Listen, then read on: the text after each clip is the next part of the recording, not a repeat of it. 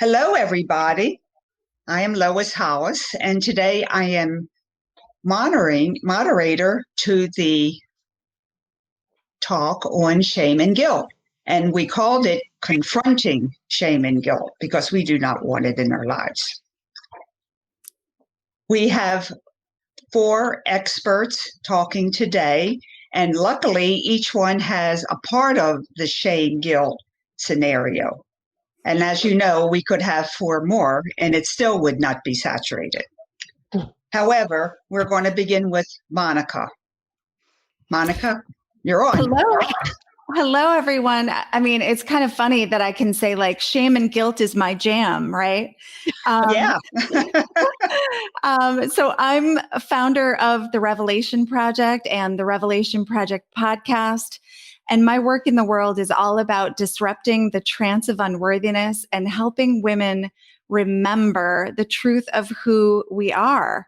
Kind of the way that I look at it is kind of before the world got its hands on us, right? And taught us all these ways to be in shame and guilt. And that's a burden that's actually not ours. That doesn't belong to us. And so I'm really thrilled to be having this conversation today to really liberate all of us, because I think it is a practice and it's something that we consistently have to remember over and over again.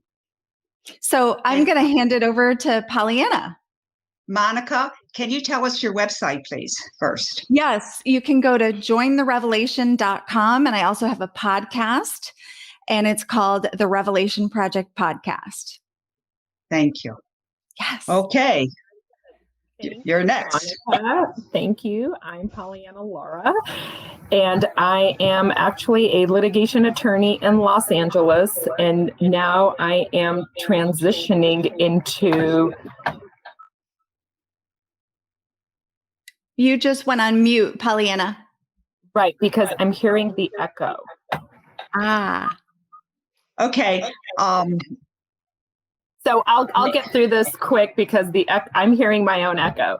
So okay. I am now working with working mothers, helping them to handle time and stress, and built into that is the shame and guilt, because a lot of moms deal with shame and guilt and they don't want to ask for help, or they don't believe in self-care because that's a shameful thing.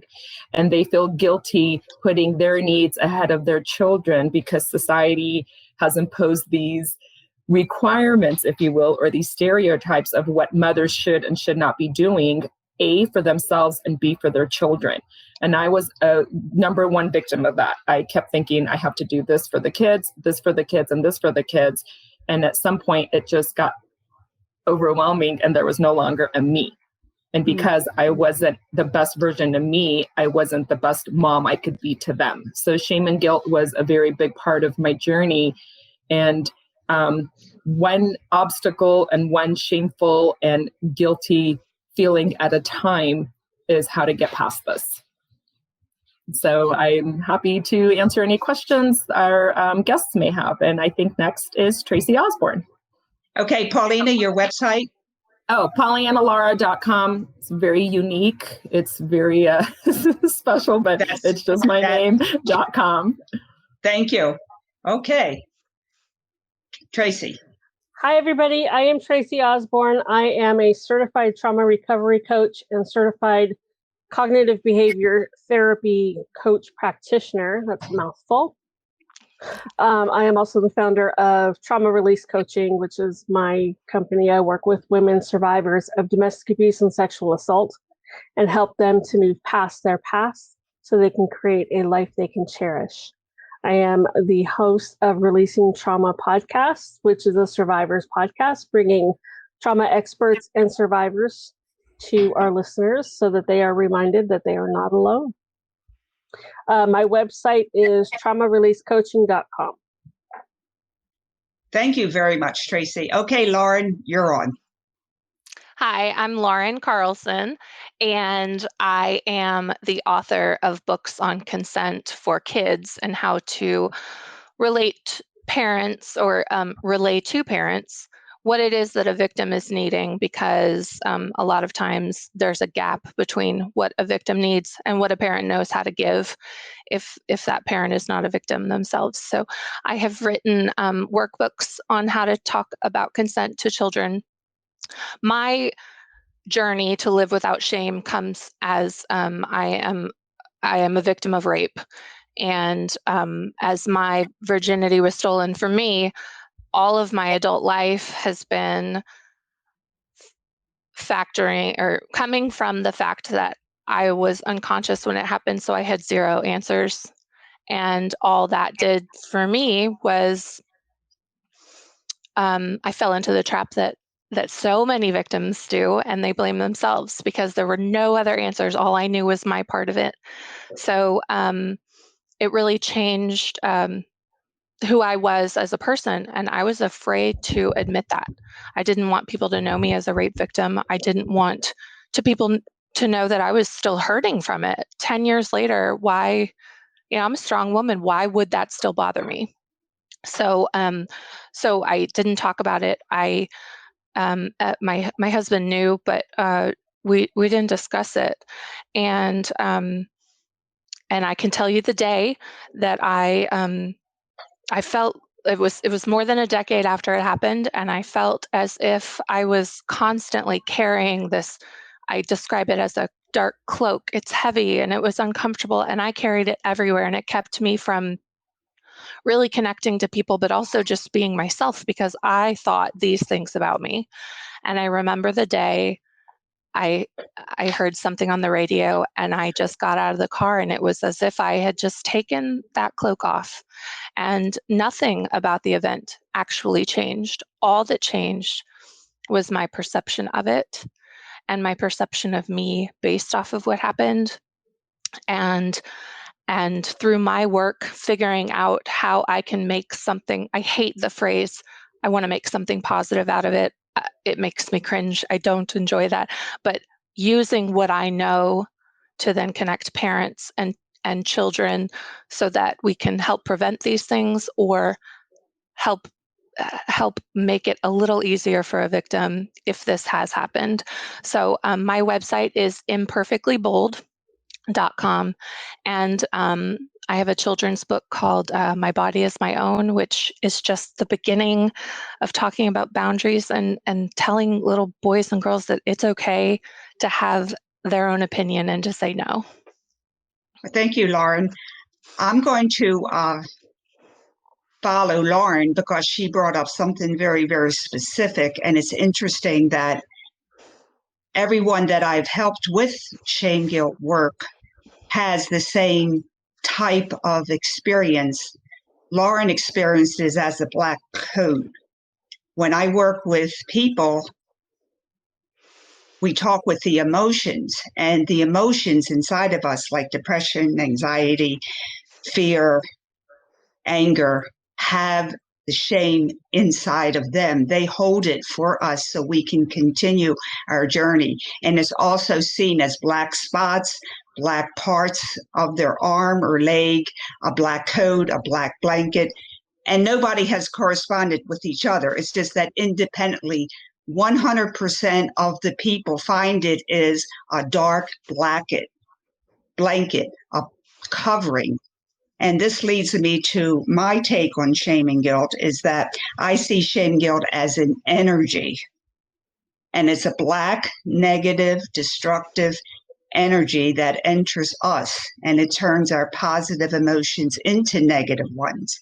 Like compassion turns to depression. Intuition turns to anxiety, and our passion turns to anger. So I'm on the way of releasing the shame guilt and not so much worrying about the depression, anxiety, because once we get rid of the shame guilt, our emotions automatically turn back to the positive side. So I am making a film right now to show how the black, dark shame blanket is upon us and how we can get rid of it. It's not part of us, but we feel the emotions that it makes. Anyway, that's my story. And I would like to, since we have no questions, I would like to carry on from Lauren how you help your clients, what particular aspect do you have that helps you to deal with their trauma or their work-life balance? What particular tools do you use to get at this shame guilt and actually take it out of our system, which is a way different approach than mainstream media, because mainstream media says we need guilt to be moral. We need shame. No, we don't. We are moral. God made us moral. We're beautiful humans. Okay, Monica, what do you have for us? Would you like me or Lauren? No, Lauren already said she has the books and stuff. And Monica, I'm sure you Okay, have things that you specifically talk to your clients about, because we're all different. And yes, absolutely. which is Absolutely. wonderful, there's going to be no copycatting here. You know, we each have tackled shame guilt at another aspect. Think of the big pie, shame guilt pie, and you have one slice and she has one slice. It's so massive. Our whole love makes the world go around. That's Shame right. guilt energy stops the world. Okay. And I'm going to stop ordering that piece of pie. I'm going to give it right back. Exactly. So how I work often, like I look at the fact that as women, we're often taught to disembody at a very early age. I would like to first kind of talk about the fact that we all experience kind of everyday trauma. And then there's also the exquisite trauma, like what Lauren was explaining and experiencing. And so in order for us to actually experience our emotions, we first have to trust ourselves and allow ourselves to kind of come back into our body. And for some of us, that is a very tall order, especially if you have experienced that kind of trauma.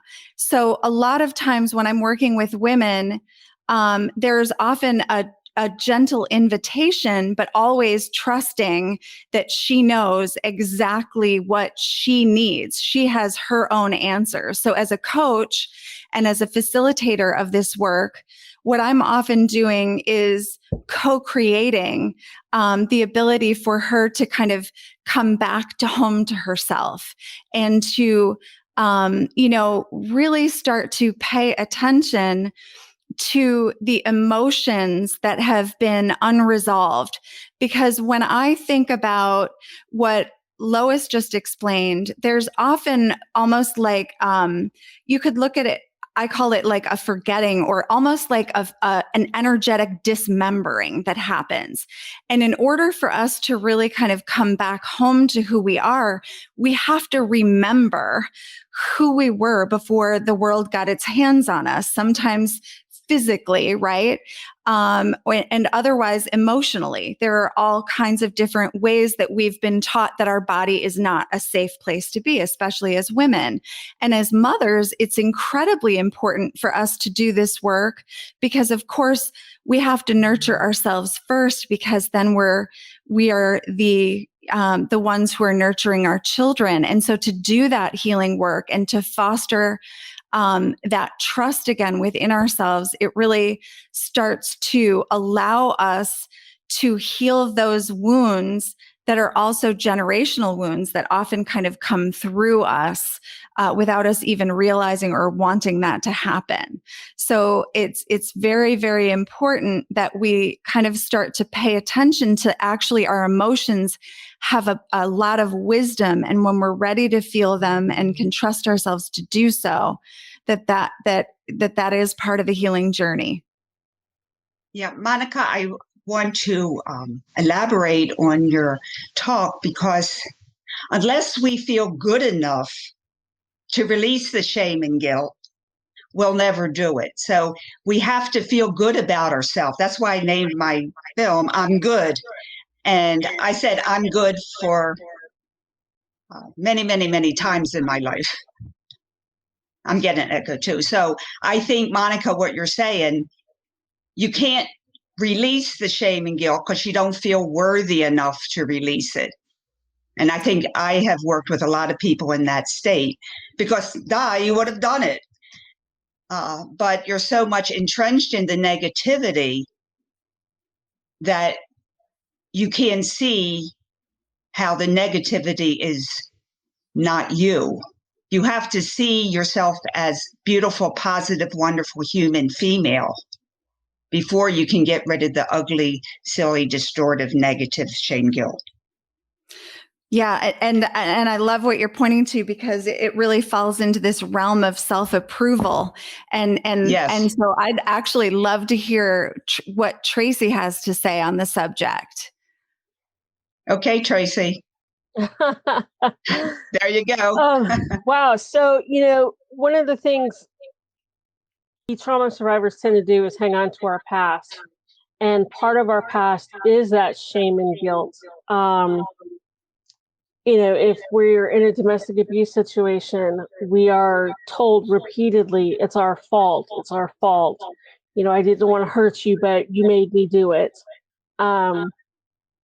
If we're in a sexual assault situation, again, we have that, well, maybe if I had done this, if I had done that, I wouldn't have been assaulted. Well, we hang on to that, and it becomes ingrained into our brains. It becomes part of our cellular makeup.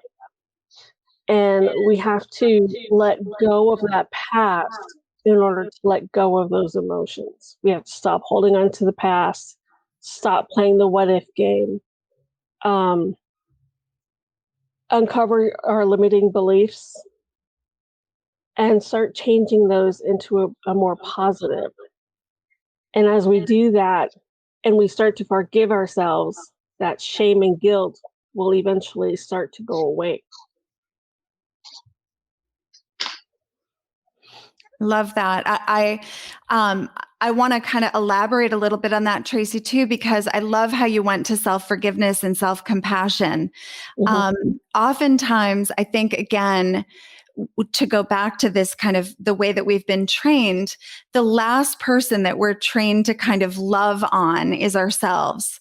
And, again, as women, we're taught to give and overgive in a way that we don't have anything left sometimes in our own cup. And what I often work with women around is like, fill your own cup first and then give from your overflow. Now, I understand we cannot always do that, but when we can start to notice where we are abandoning ourselves, I call it abandoning ourselves. It's the moment where something happens, right? And I'll give you an example. I once had, when I was on my early on my healing journey, I went to see a shaman, and the shaman said to me, Monica, no matter what we do here today, what I really want to know is, do you speak to your loved ones the same way that you speak to yourself? And I didn't really know what he meant at that moment. I thought to myself, oh, he's insinuating that I speak poorly to myself. Now, it wasn't until 2 days later, okay, that I was walking with a bag of groceries, and the bottom, the milk had leaked, and like it bottomed out in the parking lot, and all these cars are coming. And then suddenly I heard the voice right inside. And of course, we all have multiple voices inside of ourselves, because those are those inner critics. And when we're kind of embarrassed or in shame, they come out like a big gang in a bad neighborhood, right? Like this is not a comfortable situation. But the voices were, relentless, and it could be as simple as, "Oh, you're so stupid.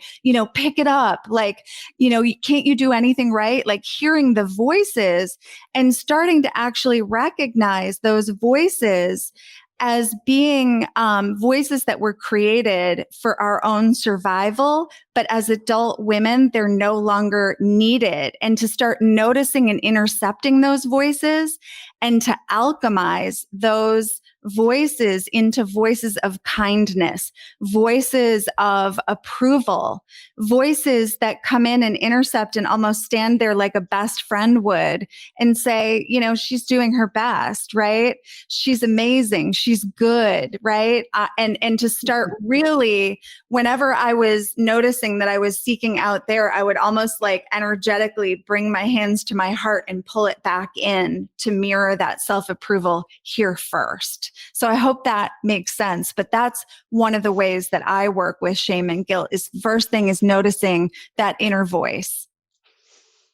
Monica, Thank if you, I could Monica. Yes. if I could touch on that, what your shaman said right now, I'm very visual. So I was seeing a child holding the bag of groceries. And if the bag of groceries let out, you would probably tell a loved one or your sister, your mother, your husband, whoever your loved one is, honey, that's okay.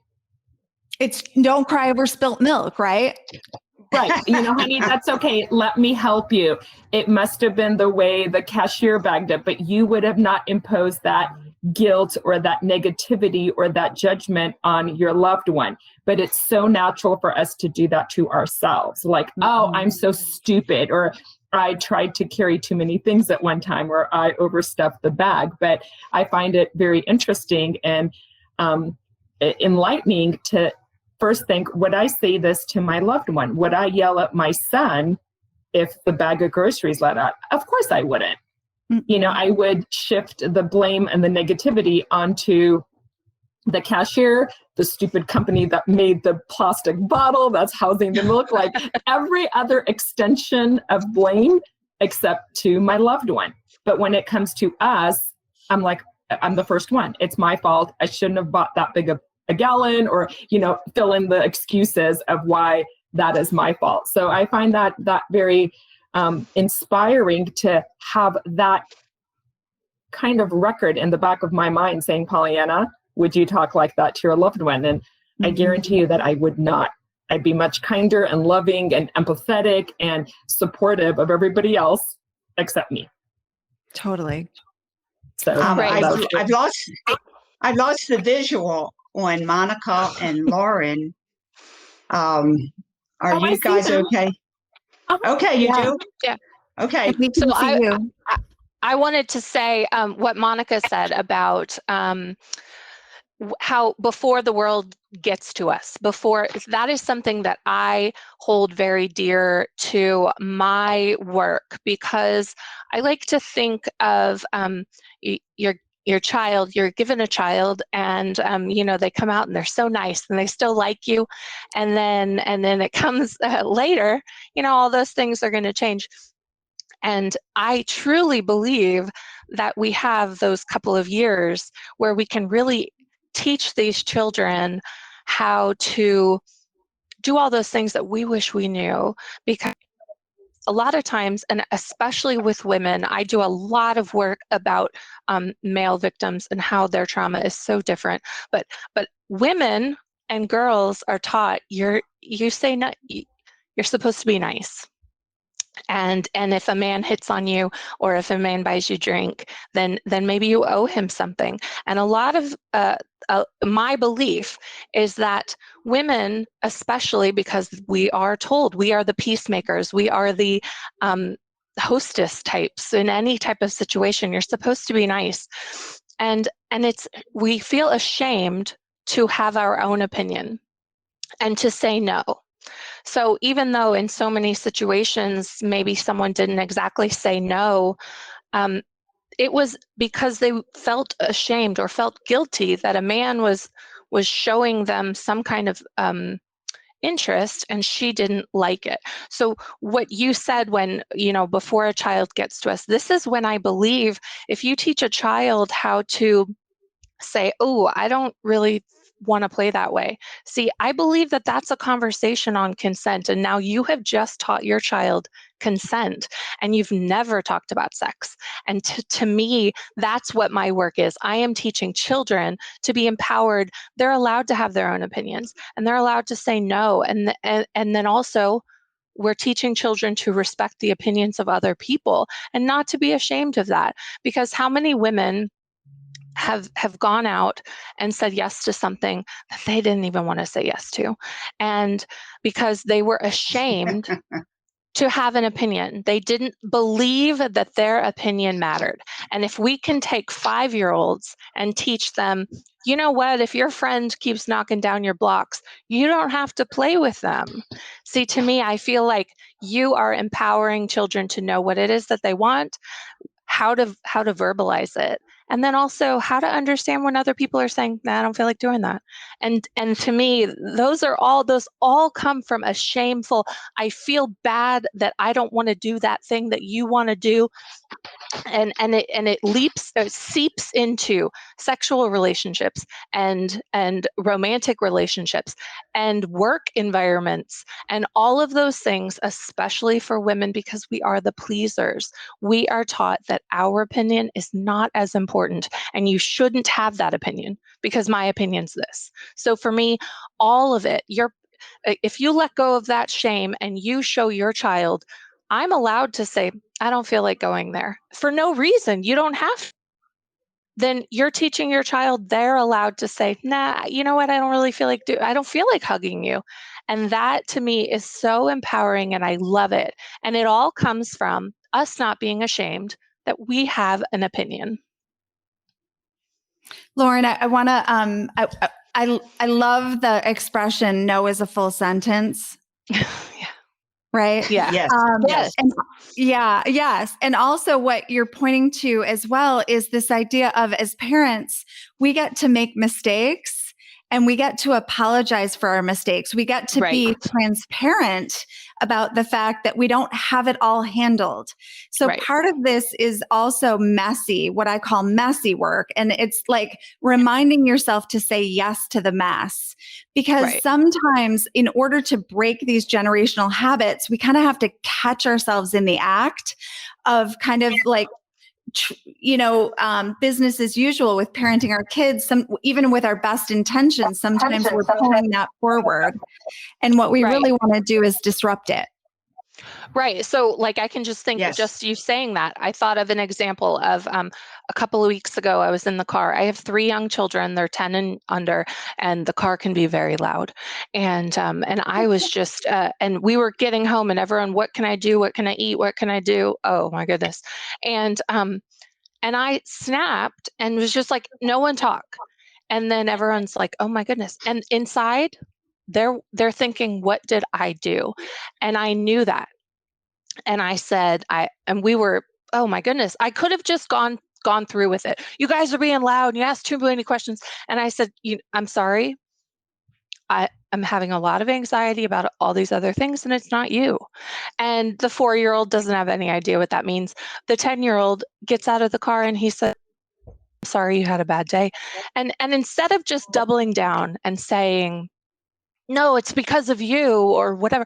No, I yelled because I couldn't handle it.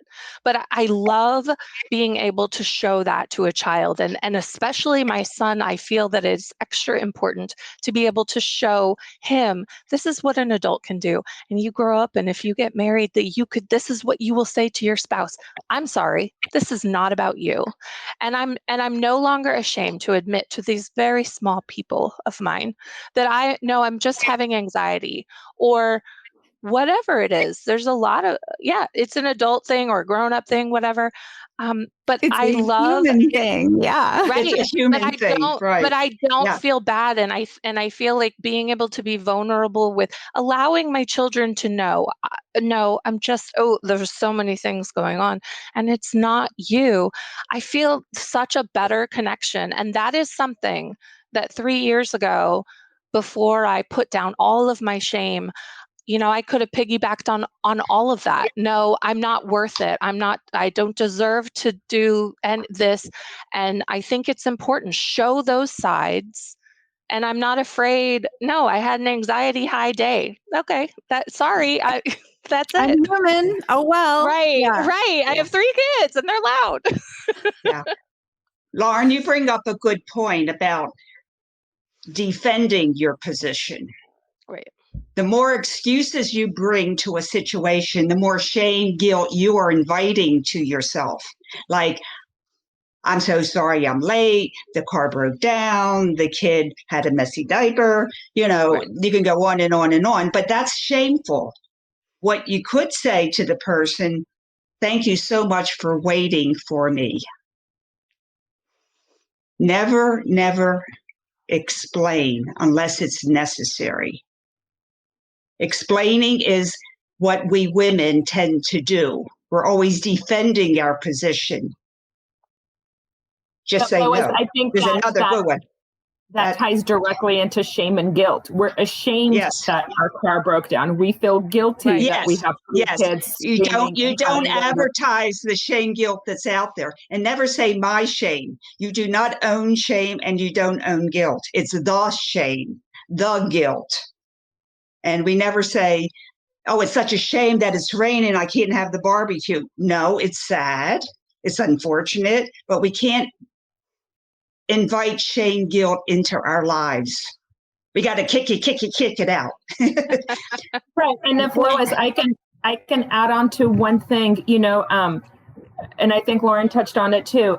There's a lot of guilt and shame as working moms in the workplace. Oh, huge. Struggled Yeah. with that tremendously. When I have two kids, they're 26 months apart, and there were times, things just happen. Somebody fell at preschool and they had an egg-sized bump on her forehead. It was my son, and I was freaking out. Of course. I didn't know what to tell my boss, who was a father of 5, but because he was a man, he wasn't taking care of them. Well, and preschool didn't call him. They called his wife, his mother. Right. And I remember literally the anxiety, like in the cartoons when the character gets red and smoke comes out of their ears. I still remember that feeling of, how am I going to tell my boss I need to go because my kid fell and has a huge egg-shaped bump on, under the skin. And he was like 2. So a lot of this was, was new to me, but that guilt that I have to go and tell my boss, my kid needs me. And it was an emergency. It wasn't like, oh, he's crying, I need to go. This was, I may need to take him to see his doctor, 911. That guilt was overwhelming. But I think I dealt with that almost on a daily basis until I realized, you know what? I'm a mom. I have kids. They're going to have needs. Absolutely. And not to the point where I'm going to neglect my employer, my clients, my profession, but I'm capable of doing it both without melting inside and having a complete breakdown. But there's a lot of guilt also in the workplace. And I just wanted to highlight that because I think Lauren mentioned it too about, feeling shame and guilt at work, but it's not just us in our living rooms or in our car. It's, what is your boss going to say? What is your male coworker going to say? And back to what Lois was saying, I was like, you know what? I told my boss, I have to take care of something. I will be back in an hour. And that was it. Because I didn't open the door to, please make me feel worse. Please make me feel shame. Please make me feel even more guilt and more anxiety, because I may end up having to be at my pediatrician's office, God forbid if it's serious, and they didn't need to know. So back to explaining, somebody once said explaining is losing.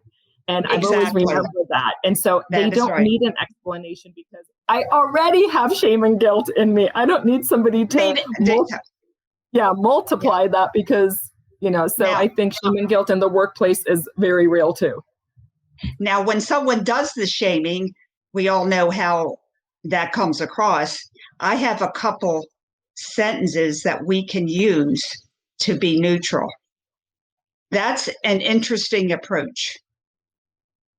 See, it's neutral. Someone says, oh, you did that wrong, or you're stupid or dumb, or like, couldn't you file that into the correct name? And you go, that's an interesting statement. You got to give a statement back or you accept it. So when you say that's an interesting approach, you go, you're throwing the shame guilt energy back onto them. Another one is, I love that. You are very creative. Thank you for creatively telling me I'm an idiot, but thank you. I have to leave now. The soup's boiling. Oh my gosh. Now, if you're like a husband-wife situation or if your best friend, you can say, what are you saying? So they have to admit they're friggin' whatever. What are you saying? Yeah. Can you say that another way? That's what I've used for the kids. Hey, sweetie, can you say that another way, honey? Oh, okay. You'll get more lollipops that way, you know. I love using the term the sacred and, because I do think that oftentimes it's about giving ourselves permission to be both divine and human. I often say that, we call it the human mess, right? Humanness, human mess. But unfortunately, when we negate our human side, we also negate our divine side. And I love the fact that, like, as a fully embodied whole woman, I get to be messy and magnificent, right? That it doesn't have to look like you were saying, Pollyanna, about, having to negate one side of yourself in order to honor the other, that actually both, it all gets to belong, right? And so I think when we're noticing ourselves again falling victim or into shame and guilt, it's that, again, that hand on the heart, right? That intercepting or using those ways to kind of get rid of it, as Lois was saying, and kind of like, nope, not welcome here, right? But to continually That's another good thing to say. Not welcomed here. I not like welcome that. here. But I also love also pointing to here are boundaries. And I'd love to hear what Tracy has to say more on boundaries. But like, I think about boundaries not only energetically, right, but like our words. And I often think of like a birthday candle. You know how we hold our hands in front of a birthday candle when we're walking to the table? And what we have to recognize is that we owe it to ourselves to hold that hand in front of our heart if we're in a situation where somebody's wanting to blow that light out inside of us. And so it really is beholden to us to really start noticing, where does my energy get, where does my light get blown out, in whose presence, and then to really start creating and practicing boundaries. So Tracy, I know you have a lot to say on this. Boundaries are crucial, and not only are they important to make and to have, but they are more important to uphold. We can make boundaries all day long, but if we don't uphold them and we let people walk all over our boundaries and, just crush right through them, then we're just letting them walk all over us. Mm-hmm. And so, that's one of the things that I teach my clients is that, not only do you have to create these boundaries, but you have to stick to them. These are important. These are your protectors. This is how you protect yourself. And so boundaries are, it could be just something simple, like, you can't speak to me in that tone of voice. Mm-hmm. I'm not going to allow you to speak to me in that tone of voice. I am not going to allow you in my bubble, right? Back up, get out of my bubble. So boundaries are just something that without them, we just tend to walk aimlessly, I think, and just let life happen to us without having some kind of a protective shell around us. And those are our boundaries. And I love how we have said before, no is a complete sentence. You don't have to explain why. My kids are famous for, well, no. Why? Because I said no. That's it. No. They love that game, and I'm like, no, we're not going there. And word choices are very powerful. So we were touching on having to, not having to explain things or apologize. And I learned a while ago, instead of apologizing, I'm sorry I'm late, thank you for waiting for me. Yeah. And it reinforces ourselves. It reinforces our boundaries of not having to explain ourselves. It allows us to not feel shame and guilt. So I'm sorry means I've done something wrong. Whereas thank you puts it, kind of back on them and makes it more empowering for both of you. And I kind of digressed from boundaries there a little bit, but that was some stuff that I was wanting that's to a boundary. Yeah. No, that's a boundary. Some stuff I've been wanting to get out there.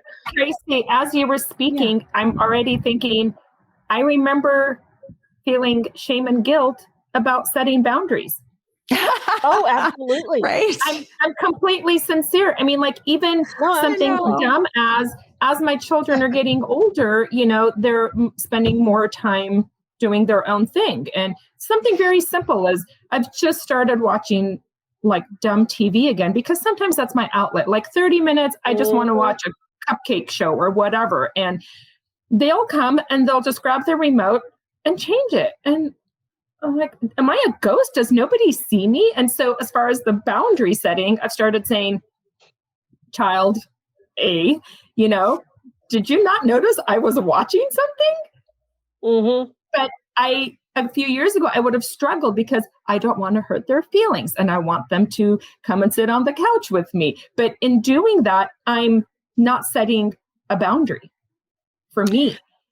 So it's like, honey, do you want to spend time with me? Okay, great. I just have to see who wins Cupcake Wars. And in 12 minutes, when my show is over, I'm happy to watch whatever you want. But just me personally, I really struggled with admitting my need and admitting, you know what? I just need 30 minutes to just zone out because I felt guilty. And now I don't feel guilty anymore. We're supposed to put our kids first. Correct. But I also got to the point in my life where there was no me, and it became a physical manifestation for me personally. And so setting boundaries and not feeling guilty or shameful about having boundaries is a whole thing in itself.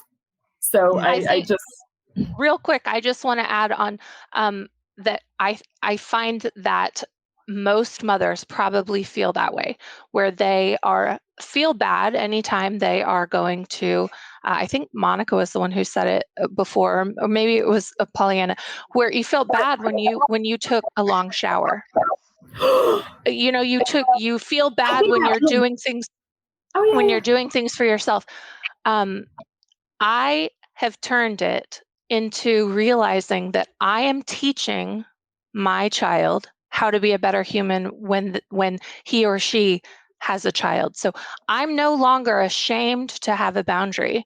I no longer feel guilty to have a boundary. And I actually think that I am doing them good by setting that boundary and showing them it's okay to like yourself and it's okay to say no. I have the exact I don't want to watch Barbie again. No, I don't. But I'm going to finish this. And I would love for you to sit by me, but you don't have to. But I think that I'm actually doing them a service by showing them that no, just because I'm your mother doesn't mean you get to run all over me. And I truly believe that the more your children see you do that, it is exactly the same way as if they see you in an abusive relationship, they will believe that that is normal and that is what a relationship should be. It's acceptable.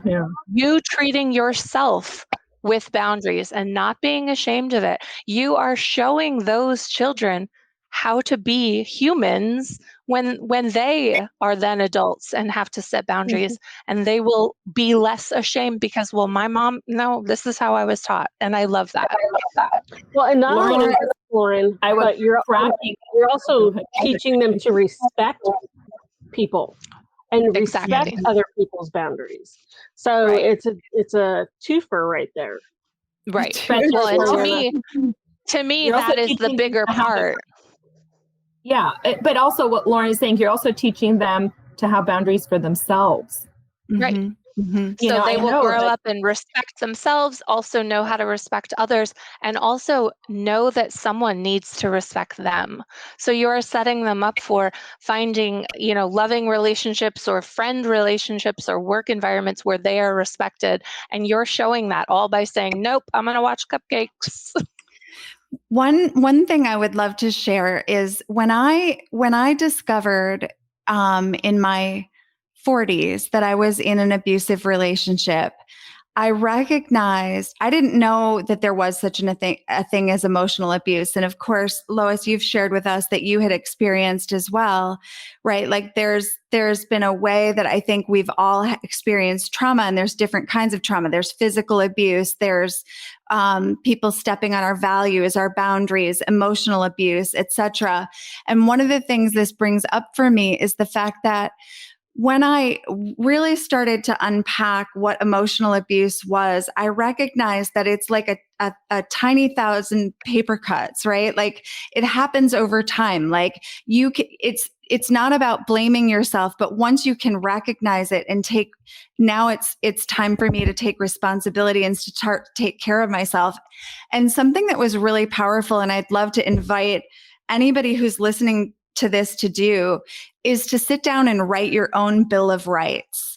Because when you start actually saying to yourself, like, I have the right to make mistakes, I have the right to ask for what I need, I have the right to say yes when I mean yes and no when I mean no, I have the right to fire myself from a job that's just a job, I have the right to want more, I have the right to shine brightly, I have the right to have my kid not take the remote and change the channel, right? Like to assert these rights, to remind ourselves, and also invite our children to really sit down and think about what their needs are, right? And to have them assert their rights, because I think the more clear we get about like what we have the right to need as emotional, spiritual human beings, then we get to kind of really have a discussion and a discourse about it that starts revealing so much about what and more intimacy, which is I think what we all want with our kids, right? And others. I would like to now, if you had one thing for people to take home today, because it's nearing almost the end, what would you say to them that's simple and they could use today? Monica, is it the Bill of Rights? Yes, I would say the Bill of Rights for sure. I would encourage everybody to sit down and really write yourself a Bill of Rights and hang it up in your house. And you have an example on your website, correct? I do. Yes, you're welcome to download it for sure and use it as a model for your own. Tracy, what would you say for someone to take home today that they can use that you found to be very effective?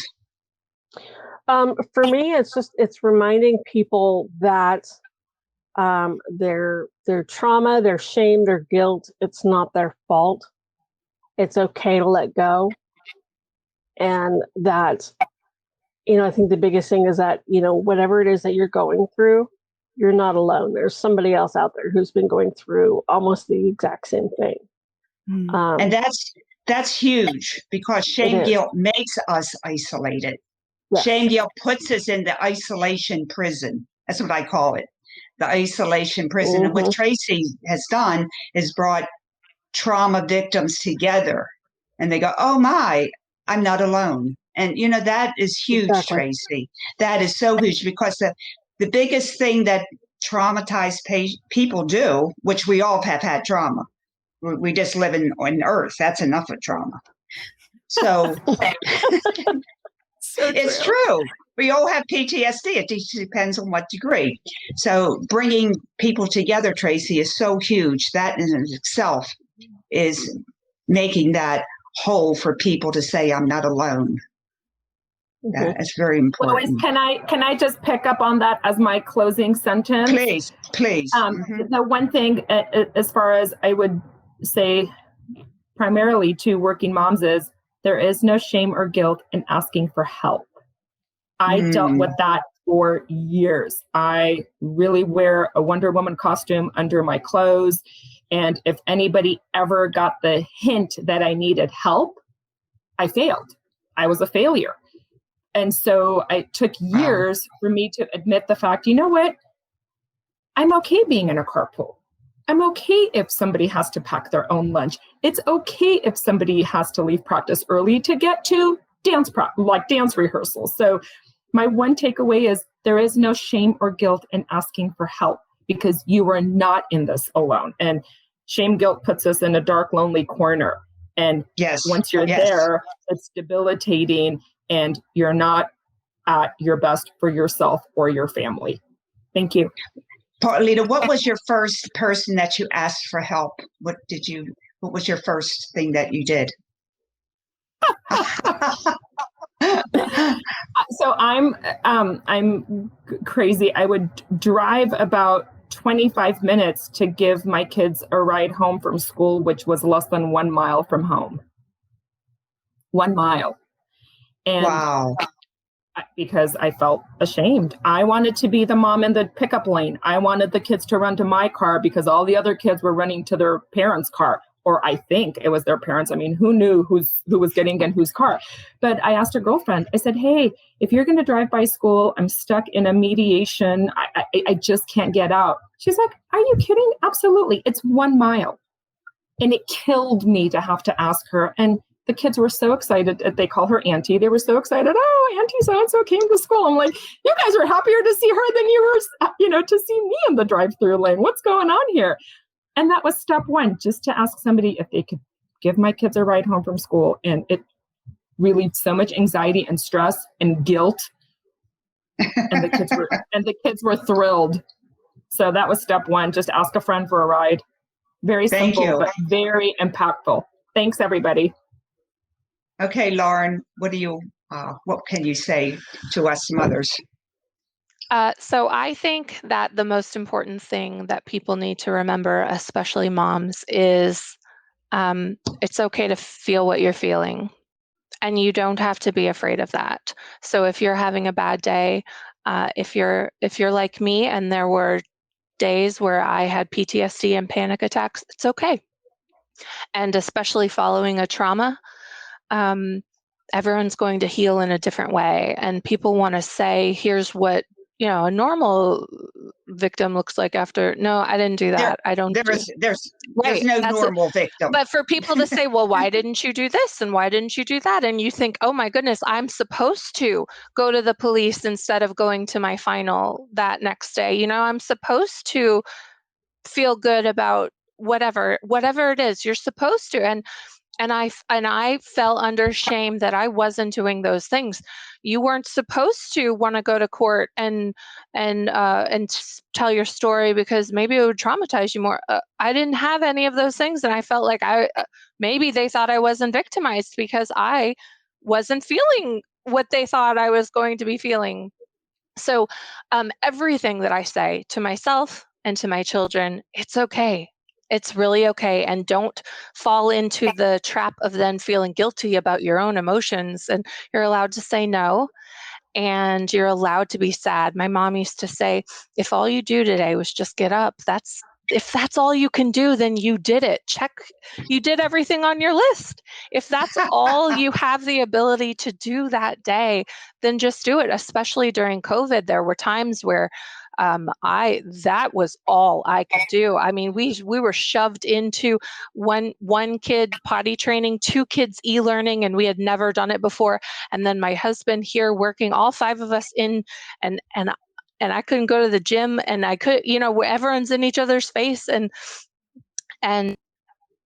but if all you did that day was get up, hey, that was good. That sounds pretty good. So for me, accepting your own feelings and your own emotions and being allowed to, like I said earlier, you're allowed to have panic attacks, you're allowed to have anxiety days, and you're allowed just to be just kind of crabby. And every human being has PTSD. Every human being has PTSD. I would like to leave one thought that's kind of contrary to the general thought, is that we heal the deepest when we make friends with our inner critic. Now, the problem is our inner critic my inner critic lived in 1950, and I'm living in the year 2021. My inner critic's name is King. And I said to King, because he calls me dumb and stupid and he has to watch me and babysit me. And I said, You're living in the time when I was a kid and didn't know any better. It's the year 2021, and I am now an adult. And he goes, no one ever told me. So instead of fighting with the inner critic, we're eventually going to have to make friends. And then when we make friends, he evolves. When he evolves, we evolve. Now, right now, I have my king going around the ethers trying to find podcast hosts. He doesn't need to babysit me anymore. So he has a job. I gave him a new job because I said, King, would you like more power? And he goes, power? How can I have more power? I said, you can have more power if you don't have to babysit me anymore. Oh, what can I do? I said, you can go around the universe and find me podcast hosts because I'm doing podcasts now. And you don't have to babysit me. You get a job promotion and more vacation. But if you stay with me in this job of shame and guilting, you're going to be stuck forever and you'll be miserable. And I'm miserable. So when we negotiate a deal, it took a couple of months because he thought I wasn't even worth talking to and gave me trials. Like I would be shamed and guilt and see if I crumbled or I just tell him to flick off. So eventually when you pass the test, he evolves and then you evolve. I love that. It's like finding your own way, your own strategy, something that works for you to work with those inner critics. So I love that.